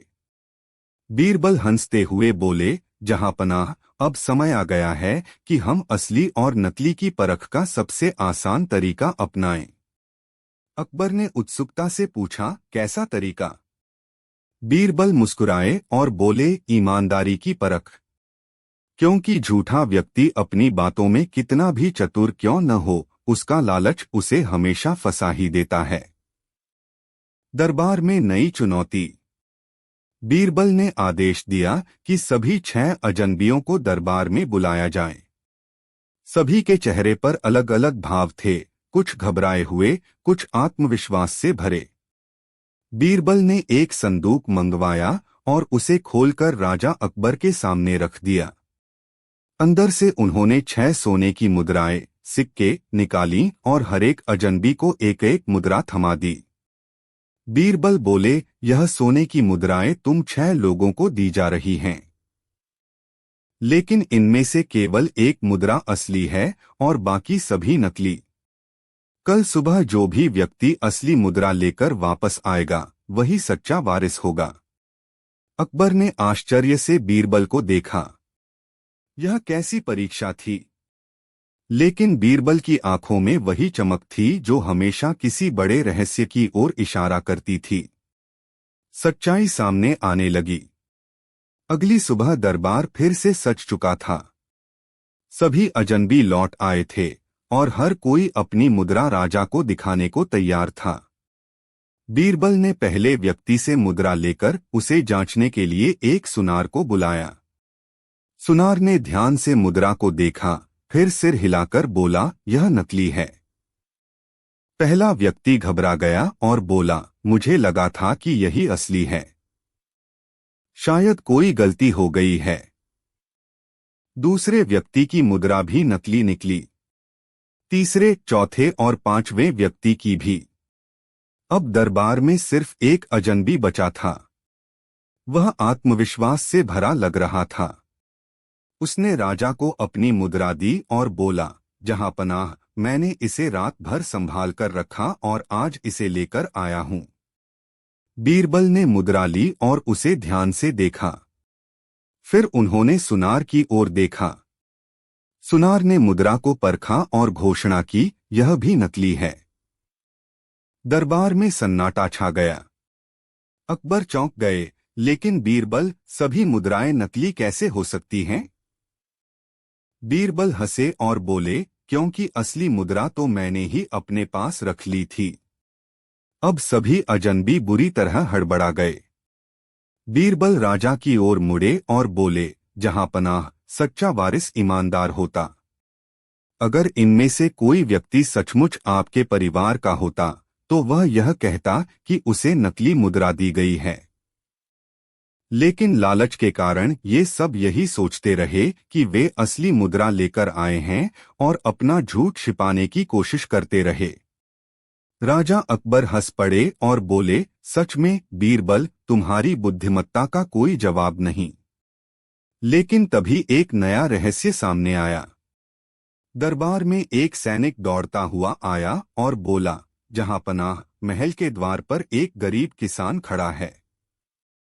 वह कहता है कि उसके पास राज परिवार से जुड़ा एक ऐसा रहस्य है जो बीरबल की इस परीक्षा से भी बड़ा है।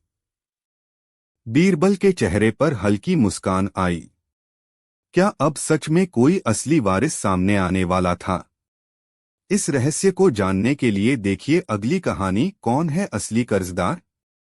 राज दरबार में फिर हलचल मची थी। सैनिक ने जैसे ही यह खबर दी कि महल के बाहर एक गरीब किसान खड़ा है और उसके पास राज परिवार से जुड़ा कोई बड़ा रहस्य है, अकबर और बीरबल दोनों चौकन्ने हो गए। अकबर ने आदेश दिया, उस किसान को तुरंत दरबार में लाया जाए। कुछ ही पलों में एक दुबला-पतला, साधारण धोती पहने, चेहरे पर हल्की झुर्रियों वाला बुजुर्ग किसान दरबार में पेश हुआ। उसकी आंखों में एक अजीब सी चमक थी। अकबर ने गहरी आवाज में पूछा, कौन हो तुम? और तुम यह कैसे कह सकते हो कि तुम्हारे पास राज परिवार से जुड़ा कोई रहस्य है? किसान ने हाथ जोड़कर कहा, जहांपनाह, मेरा नाम रामलाल है। मैं एक साधारण किसान हूं, लेकिन मेरी कहानी बड़ी अजीब है। अकबर ने इशारा किया कि वह अपनी बात आगे बढ़ाए। रामलाल बोला, आज से 30 साल पहले मेरे पिता ने किसी से उधार लिया था, लेकिन वह कर्ज अब तक नहीं चुकाया जा सका। कर्ज देने वाला कोई और नहीं बल्कि आपके ही राजवंश का व्यक्ति था। दरबार में हलचल मच गई। इतने पुराने कर्ज का जिक्र अचानक क्यों किया जा रहा था? अकबर ने पूछा, क्या तुम्हारे पास इसका कोई प्रमाण है? रामलाल ने एक पुराना, पीला पड़ा हुआ पत्र निकाला और अकबर के सामने रख दिया। अकबर ने पत्र उठाया और उसे ध्यान से पढ़ने लगे। पत्र में लिखा था, मैं राज परिवार का एक भरोसेमंद सदस्य यह प्रमाणित करता हूं कि मैंने किसान रामलाल के पिता को 1000 सोने की मुद्राएं उधार दी हैं। यह कर्ज जब तक चुकाया नहीं जाता तब तक यह देनदारी बनी रहेगी। नीचे एक हस्ताक्षर था, लेकिन वह घिस चुका था और पढ़ा नहीं जा रहा था। अकबर ने बीरबल की ओर देखा, अगर यह सच है तो हमें यह पता लगाना होगा कि कर्ज किसने दिया था, और अगर यह झूठ है तो इसकी सच्चाई भी सामने लानी होगी। बीरबल ने मुस्कुराते हुए कहा, जहांपनाह, इसका पता लगाना कठिन नहीं है। अगर यह कर्ज सच में राज परिवार के किसी सदस्य ने दिया होता तो इसका उत्तर भी हमारे महल में ही छुपा होगा। बीरबल की परीक्षा। बीरबल ने दरबार में बैठे सभी दरबारियों की ओर देखा और 3 व्यक्तियों को आगे बुलाया। एक राजकोषाध्यक्ष, जो हमेशा राजमहल के धन का हिसाब रखता था। 2 राजा के पुराने मंत्री, जो वर्षों से दरबार का हिस्सा थे। 3 महल का सबसे पुराना सेवक, जो बचपन से ही राजमहल में था। बीरबल ने इन तीनों से एक ही सवाल किया, क्या आप में से किसी को इस कर्ज के बारे में कुछ भी याद है? राजकोषाध्यक्ष ने तुरंत कहा, जहांपनाह, मैंने अपने जीवन में कभी ऐसा कोई कर्ज दर्ज नहीं किया। पुराने मंत्री ने सोचा, फिर कहा, मुझे ऐसा कोई मामला याद नहीं, लेकिन इतने साल पहले हुआ होगा तो शायद राज परिवार के निजी मामलों में दर्ज हुआ हो। अब बारी थी सबसे पुराने सेवक की। वह कुछ सोचने लगा। उसके माथे पर पसीना छलक आया। फिर वह धीरे से बोला, जहांपनाह, मुझे कुछ याद आ रहा है। यह कर्ज सच में दिया गया था, लेकिन देने वाला राज परिवार का कोई सदस्य नहीं था। दरबार में सन्नाटा छा गया। अकबर ने तुरंत पूछा, तो फिर किसने दिया था? पुराने सेवक ने कांपते हुए इशारा किया, सीधे महल के कोषाध्यक्ष की ओर। राजकोषाध्यक्ष घबरा गया। बीरबल मुस्कुराए और बोले, तो सच्चाई सामने आ ही गई। यह कर्ज राज परिवार का नहीं, बल्कि कोषाध्यक्ष का दिया हुआ था, जिसने इसे छुपाने के लिए झूठ फैलाया। राजा अकबर गुस्से में बोले, तो तुमने हमारा नाम इस्तेमाल करके अपना पैसा वापस लेने की कोशिश की। कोषाध्यक्ष घुटनों पर गिर गया और माफी मांगने लगा। लेकिन इससे पहले कि बीरबल कोई फैसला सुना पाते, रामलाल किसान आगे बढ़ा और बोला, जहांपनाह, मुझे कोई पैसा नहीं चाहिए, लेकिन एक बात जरूर कहनी है। अकबर ने पूछा, क्या बात है? रामलाल बोला, यह पहला राजमहल है जहां झूठ और सच्चाई की इतनी सटीक पहचान होती है। लेकिन जहां सच्चाई को परखने के इतने तरीके हैं, वहां ईमानदारी की सबसे बड़ी परीक्षा कौन देगा? बीरबल मुस्कुराए और बोले, ईमानदारी की सबसे बड़ी परीक्षा वह होती है जो किसी राजा से नहीं, बल्कि उसके अपने परिवार से ली जाए। अकबर चौंक गए। बीरबल के चेहरे पर एक रहस्यमयी मुस्कान थी। लेकिन यह परीक्षा किसकी होगी? और कौन साबित करेगा कि वह सबसे ईमानदार है? जानने के लिए देखिए अगली कहानी, राजमहल में सबसे बड़ा बेईमान कौन। महल में अजीब सी खामोशी थी। बीरबल की बात सुनकर राजा अकबर के माथे पर शिकन पड़ गई। बीरबल, तुम कहना क्या चाहते हो? अकबर ने पूछा। बीरबल मुस्कुराए और बोले, जहांपनाह, आपने अब तक प्रजा, दरबारियों और बाहर के लोगों की ईमानदारी परख ली। लेकिन क्या कभी यह सोचा है कि अगर महल के अंदर ही कोई बेईमान हो तो उसका पता कैसे लगाया जाए? अकबर ने गहरी सांस ली और बोले, अगर ऐसा कोई है तो हमें जरूर उसकी पहचान करनी होगी। लेकिन यह कैसे संभव होगा? बीरबल ने सिर झुकाया और कहा, जहांपनाह, इसके लिए हमें एक नई परीक्षा लेनी होगी, लेकिन इस बार परीक्षा उन लोगों की होगी जो महल के सबसे करीब हैं।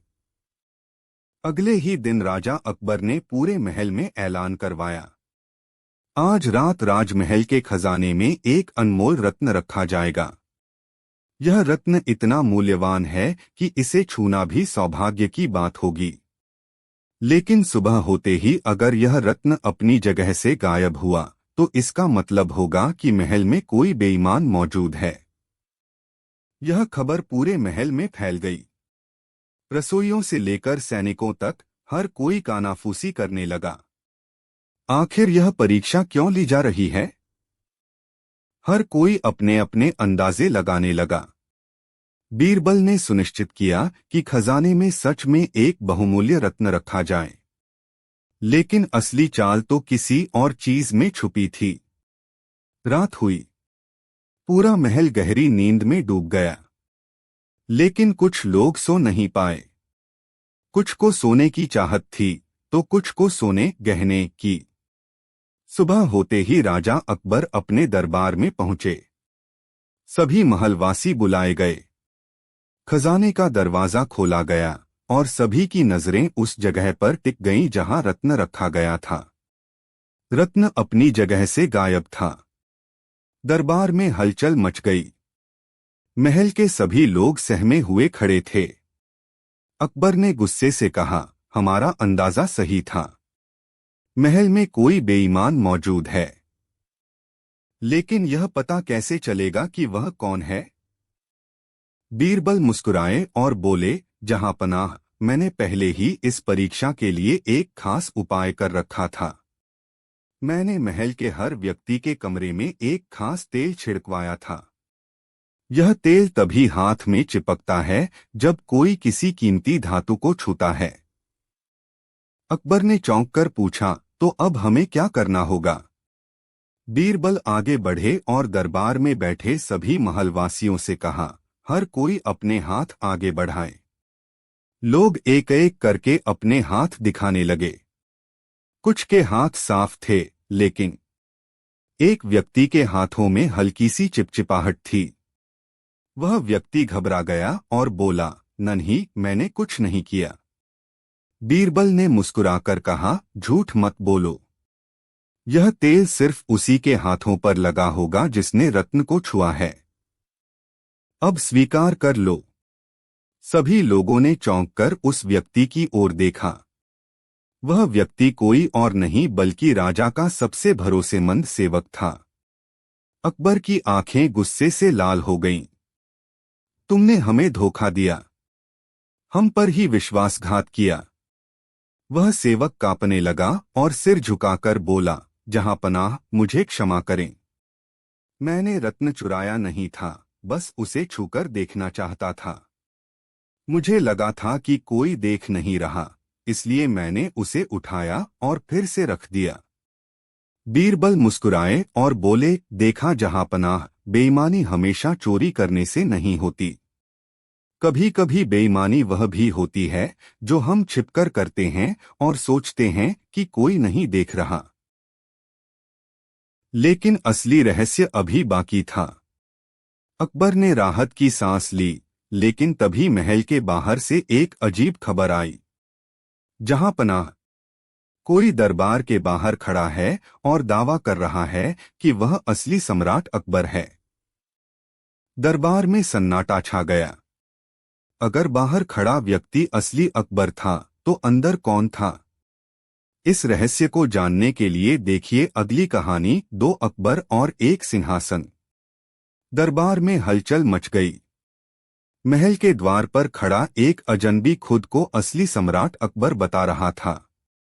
असली अकबर, जो दरबार में थे, गुस्से से बोले, यह कौन मूर्ख है जो हमारे नाम का दुरुपयोग कर रहा है?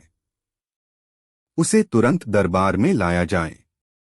सैनिकों ने आदेश का पालन किया और कुछ ही क्षणों में वह व्यक्ति दरबार के बीचों बीच खड़ा था। अकबर ने उसे गौर से देखा। वह देखने में हूबहू उन्हीं की तरह लग रहा था।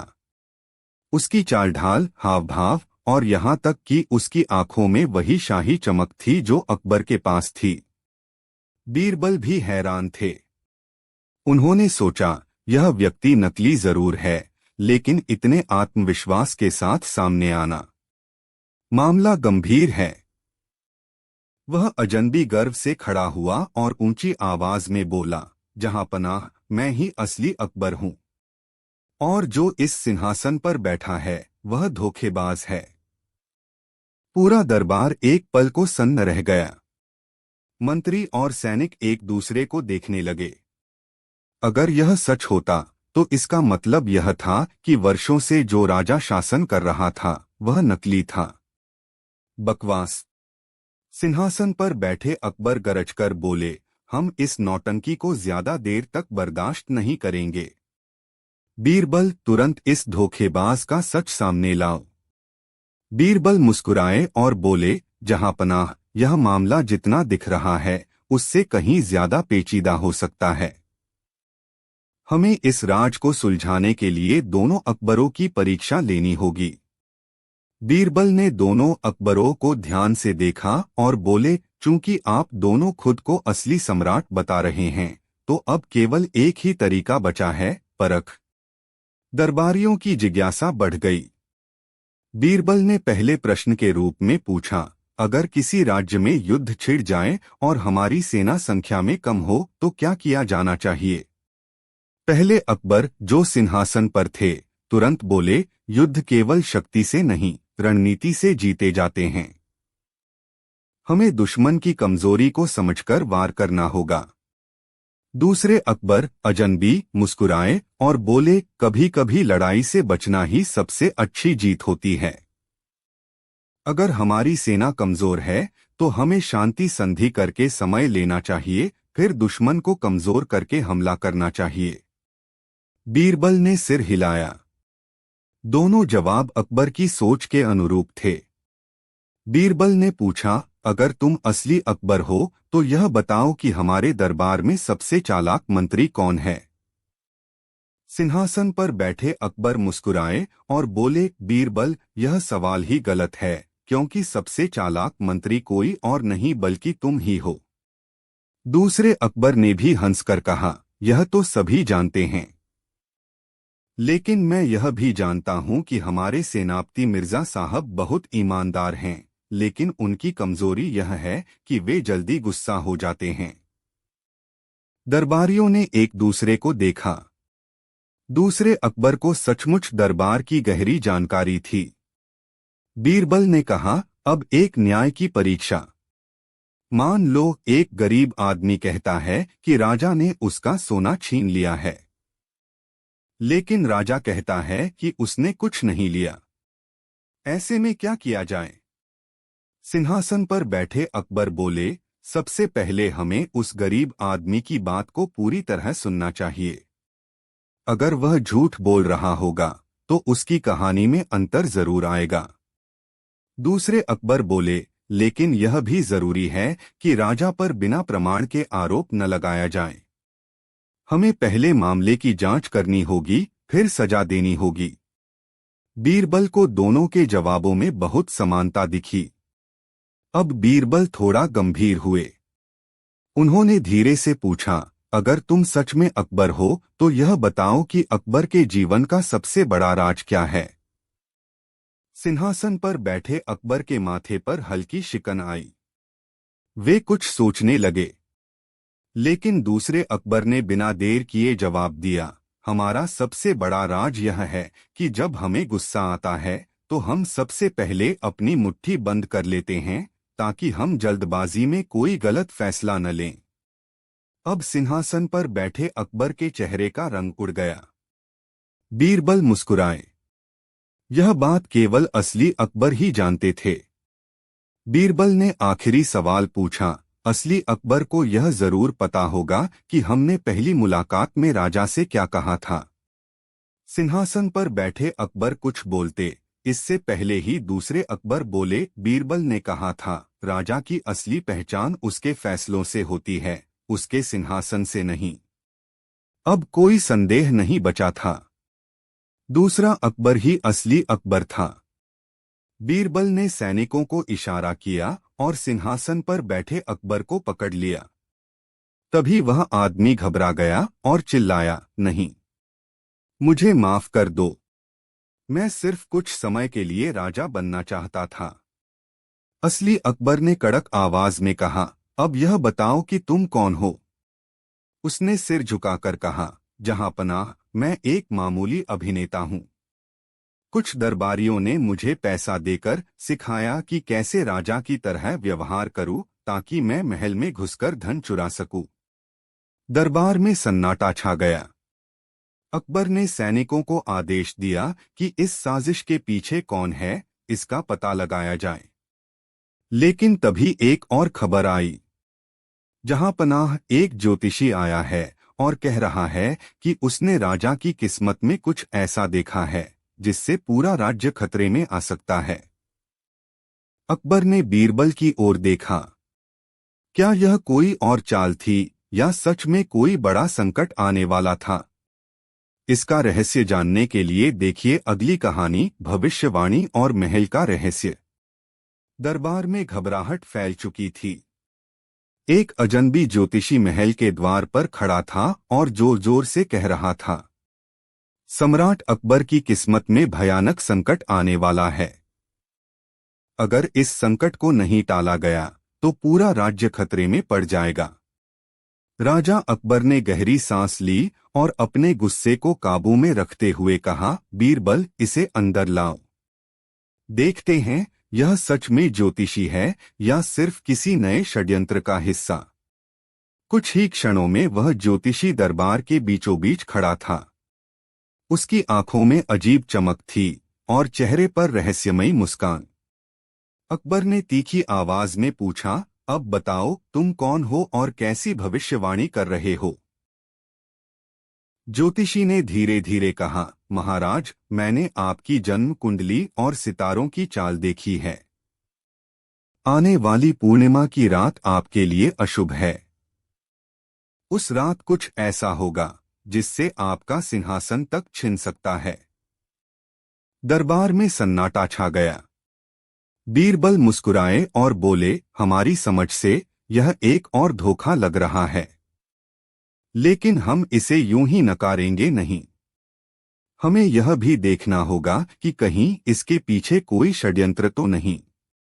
बीरबल ने ज्योतिषी की ओर देखा और बोले, अगर तुम सच में भविष्य देख सकते हो तो यह बताओ कि मैं अगले पल क्या करने वाला हूं। ज्योतिषी थोड़ा घबरा गया, फिर बोला, तुम महाराज से पूछोगे कि इस संकट से बचने का उपाय क्या है। बीरबल जोर से हंस पड़े, गलत। मैं तो यह पूछने वाला था कि तुमने यह भविष्यवाणी करने के बदले कितने पैसे लिए। दरबार में ठहाके लग गए। अकबर भी मुस्कुराए, लेकिन फिर गंभीर होते हुए बोले, बीरबल, मजाक अपनी जगह है, लेकिन क्या इस भविष्यवाणी को गंभीरता से लिया जाए? बीरबल ने कुछ देर सोचा और फिर धीरे से बोले, जहां पनाह, हमें सतर्क रहना होगा। अगर कोई साजिश चल रही है तो वे इसी भविष्यवाणी का फायदा उठा सकते हैं। अकबर ने पूरी सुरक्षा बढ़ा दी। महल के हर कोने पर सैनिक तैनात कर दिए गए। लेकिन ठीक पूर्णिमा की रात कुछ अजीब हुआ। रात के तीसरे पहर एक गुप्त सुरंग से किसी के भागने की आवाज आई। सैनिकों ने पीछा किया, लेकिन वह व्यक्ति अंधेरे में गायब हो गया। बीरबल ने सुरंग की ओर देखा और मुस्कुराए, जहां पनाह, लगता है कि यह ज्योतिषी सिर्फ एक मोहरा था। असली खेल तो किसी और ने रचा है। अकबर ने गंभीर होकर पूछा, तो अब क्या किया जाए? बीरबल बोले, हमें पता लगाना होगा कि महल में कौन गद्दारी कर रहा है, और इसके लिए हमें एक ऐसा जाल बिछाना होगा जिसमें असली गुनहगार खुद फंस जाए। लेकिन तभी महल में एक और अजीब बात हुई। जहां पनाह, आपके निजी खजाने से कुछ दुर्लभ गहने गायब हो गए हैं। अकबर और बीरबल एक दूसरे को देखने लगे। क्या यह चोरी इस भविष्यवाणी से जुड़ी थी या कोई और रहस्य छिपा था? इसका रहस्य जानने के लिए देखिए अगली कहानी, सिंहासन के गद्दार। महल में खलबली मच गई थी। अकबर के निजी खजाने से दुर्लभ गहने गायब हो चुके थे और जिस भविष्यवाणी को सबने एक धोखा समझा था, वह अब सच होती दिख रही थी। यह एक साधारण चोरी नहीं हो सकती। अकबर गंभीर स्वर में बोले, कोई हमारे बहुत करीब से हमें धोखा दे रहा है। बीरबल ने धीरे से सिर हिलाया, जहां पनाह, यह काम कोई बाहरी व्यक्ति नहीं कर सकता। यह चोरी महल के अंदर का ही कोई आदमी कर सकता है और हमें जल्द से जल्द इसे पकड़ना होगा। बीरबल ने एक अजीब घोषणा की, हम इस चोरी को सुलझाने के लिए एक नया नियम बनाएंगे। कल सुबह दरबार में आने से पहले हर महलवासी को अपने हाथ धोने होंगे और हम उसकी जांच करेंगे। अकबर चौंके, यह क्यों? बीरबल मुस्कुराए, जहां पनाह, अगर आप मुझे अनुमति दें तो सुबह तक चोर खुद अपने जाल में फंस जाएगा। अकबर को बीरबल पर भरोसा था, इसलिए उन्होंने आदेश दे दिया। अगले दिन सभी महलवासियों को बुलाया गया। सभी ने अपने हाथ धोए, लेकिन एक मंत्री के हाथों पर अजीब काले दाग थे। बीरबल ने तुरंत उसे पकड़ने का आदेश दिया। मंत्री घबराकर बोला, मुझे फंसाया जा रहा है। बीरबल हंसे, नहीं, तुम खुद फंसे हो। मैंने चोरी हुए गहनों के संदूक में खास तेल लगाया था जो चोर के हाथों पर दाग छोड़ देता है। यह दाग केवल 2 दिनों तक दिखता है और पानी से भी नहीं हटता। मंत्री के चेहरे का रंग उड़ गया।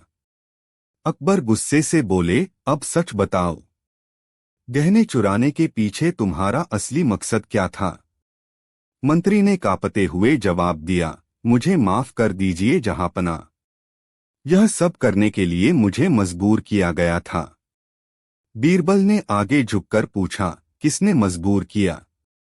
मंत्री ने आंखें बंद कीं और बोला, महल में कोई है जो राजा को हटाकर खुद सत्ता पाना चाहता है। अकबर और दरबारी हक्के बक्के रह गए। बीरबल ने मंत्री से सख्ती से पूछा, अब सच सच बताओ, कौन है वो गद्दार?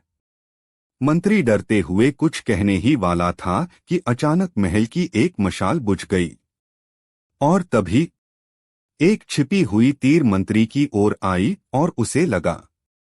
पूरा दरबार हिल गया। मंत्री जमीन पर गिर पड़ा, उसके होंठ हिले। वो महल के अंदर ही। और फिर उसकी सांसें थम गईं। अब रहस्य और गहरा गया था। कौन था वह गद्दार जो पर्दे के पीछे से अकबर का तख्तापलट करने की योजना बना रहा था? इसका रहस्य जानने के लिए देखिए अगली कहानी, दरबार में छुपा गद्दार। महल के बीचों बीच मंत्री का शव पड़ा था। उसकी अंतिम फुसफुसाहट अब भी दरबारियों के कानों में गूंज रही थी। वो महल के अंदर ही। सन्नाटा छा गया। अकबर के चेहरे पर गुस्से और चिंता की लकीरें थीं। उन्होंने पूरे दरबार की ओर घूरकर देखा और गरजते हुए बोले, हमारे ही दरबार में कोई हमें धोखा दे रहा है। लेकिन अब यह गद्दार बचेगा नहीं। बीरबल ने सिर झुका लिया और धीरे से कहा, जहांपनाह, इस साजिश का सिरा अब हमारे बहुत करीब है। लेकिन यह पता लगाने के लिए कि असली गद्दार कौन है, हमें चालाकी से जाल बिछाना होगा। बीरबल ने महल के सभी प्रमुख दरबारियों और मंत्रियों को बुलाया और कहा, जहांपनाह को इस संकट से उबारने के लिए हमें एक नया कानून बनाना होगा। महल में प्रवेश करने से पहले हर मंत्री को अपनी संपत्ति की सूची बनाकर देनी होगी, ताकि हम देख सकें कि कहीं कोई छिपी हुई दौलत तो नहीं इकट्ठा कर रहा। यह सुनते ही कुछ दरबारी परेशान हो गए, लेकिन सबको सहमत होना पड़ा। रात को जब सभी दरबारी अपने कमरों में थे, तभी महल के एक गुप्त कक्ष से हलचल सुनाई दी। बीरबल और उनके गुप्त सैनिक सतर्क थे। उन्होंने देखा, एक परछाई चुपके से महल की दीवार से सटी एक गुप्त सुरंग की ओर बढ़ रही थी। बीरबल ने इशारा किया और सैनिकों ने तुरंत उस व्यक्ति को घेर लिया। सैनिकों ने आग जलाकर रोशनी की और जैसे ही रोशनी पड़ी, सबके चेहरे पर हैरानी छा गई। वह कोई और नहीं बल्कि महल का सबसे भरोसेमंद दरबारी और अकबर का पुराना सलाहकार राजा टोडरमल था। अकबर को यकीन नहीं हुआ। टोडरमल, तुम? यह विश्वासघात क्यों? टोडरमल कांपते हुए बोला, जहांपनाह, मुझे मजबूर किया गया। मैं नहीं चाहता था कि यह हो। बीरबल आगे बढ़े और बोले, सच बताओ वरना अभी सजा मिलेगी। टोडरमल ने गहरी सांस ली और बोला, महल में कोई और भी है जो इस पूरे षड्यंत्र का असली मास्टरमाइंड है। मैं बस एक मोहरा था। अकबर की आंखें सिकुड़ गईं, तो असली गद्दार कौन है? टोडरमल ने हिचकिचाते हुए कहा, वह। तभी अचानक एक और तीर अंधेरे में से आया और टोडरमल के सीने में जा धंसा। उसने लड़खड़ाते हुए कहा, उसका नाम है। और फिर वह गिर पड़ा। अकबर और बीरबल स्तब्ध रह गए। गद्दार अब भी छिपा हुआ था, और वह कोई ऐसा था जो हर कदम पर एक कदम आगे था।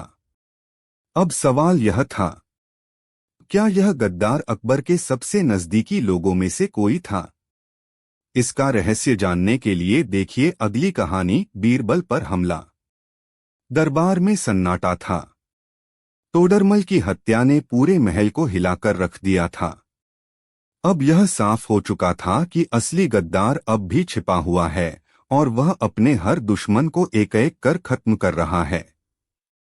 अकबर ने गुस्से से कहा, बीरबल, यह खेल अब और नहीं चलेगा। हमें इस गद्दार को जल्द से जल्द बेनकाब करना होगा। बीरबल ने गहरी सांस ली और बोले, जहांपनाह, अब तक यह गद्दार परछाई में छिपकर वार कर रहा था। हमें इसे मजबूर करना होगा कि यह खुद सामने आए। बीरबल ने घोषणा की, महल में होने वाली इस साजिश की जांच के लिए हमने कुछ अहम सबूत जुटा लिए हैं। हम उन सबूतों को कल दरबार में पेश करेंगे ताकि असली गद्दार का नाम उजागर हो सके। यह खबर महल में आग की तरह फैल गई। लेकिन असली धमाका तो रात में हुआ। अभी आधी रात ही हुई थी कि बीरबल अपने कक्ष में कुछ लिख रहे थे। अचानक खिड़की के बाहर एक सरसराहट हुई। बीरबल ने कुछ महसूस किया और झट से अपनी जगह से हट गए। तभी श्व एक जहरीला तीर उनकी कुर्सी में आकर धंस गया। बीरबल ने तुरंत खिड़की की ओर देखा, लेकिन वहां कोई नहीं था। उन्होंने तेजी से महल के पहरेदारों को बुलाया, लेकिन जब तक वे पहुंचे, हमलावर गायब हो चुका था। बीरबल ने तीर को उठाया और उसे सूंघा। उनकी आंखों में चमक आ गई। जहांपनाह, यह तीर हमें गद्दार तक ले जा सकता है। बीरबल ने अकबर को तीर दिखाया और बोले, यह साधारण तीर नहीं है। इसकी नोक पर खास किस्म का जहर लगाया गया है, जो सिर्फ एक ही व्यक्ति बनाता है। अकबर चौंके, कौन?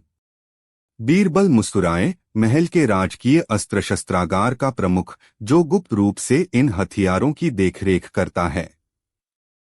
अकबर ने तुरंत सैनिकों को उस व्यक्ति को पकड़ने का आदेश दिया। लेकिन जब सैनिक वहां पहुंचे, शस्त्रागार में वह व्यक्ति पहले से ही मृत पड़ा था। बीरबल ने उसकी लाश देखी और धीरे से कहा, जहांपनाह, हमें गुमराह किया जा रहा है। असली गद्दार हर बार अपने पीछे सबूत मिटा रहा है। अकबर की आंखों में गुस्सा था, अब क्या किया जाए? बीरबल ने सोचा और फिर मुस्कुराए, अब हमें गद्दार को यह विश्वास दिलाना होगा कि हम उसकी असली पहचान पहले ही जान चुके हैं। और इसके लिए हमें एक झूठी अफवाह फैलानी होगी।